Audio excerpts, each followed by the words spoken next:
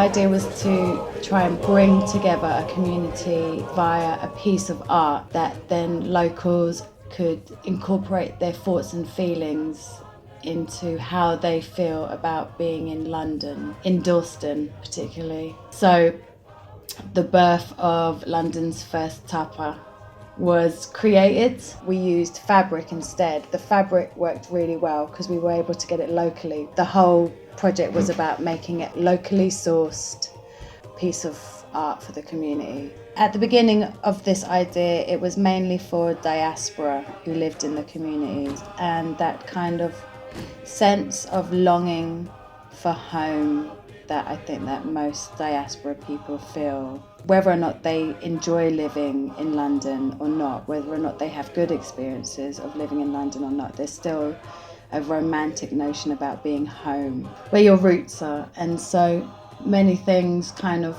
connect with that longing. So feelings of like childhood memories, also things like language and starting afresh, but as an adult. And so that must be quite difficult as an adult to start again when all the things that comfort you, like language, food and friends and memories, are maybe across the other side of the world. As the project grew, it became more about marginalised people rather than just diaspora people. And so it turned out to be a really,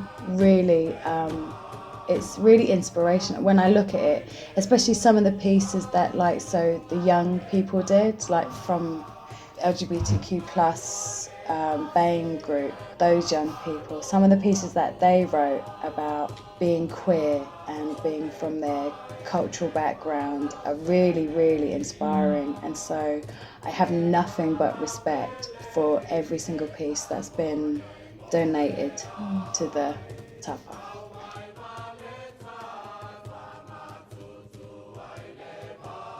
So to put it in spaces where it will be looked at and talked at, and the stories that are already on the Tapa will be retold. And then from being in those situations, then when it goes to the next place, that story then gets added to the legacy of the Tapa. So it's a forever changing, forever evolving storytelling that carries on, continues and travels with the Tapa.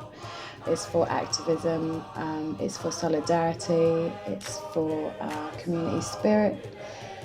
It's also to reflect on how we treat others as well. And so it's a good reminder of how some of us are more privileged than others, and that we should be thankful and always listen and be allies of these people.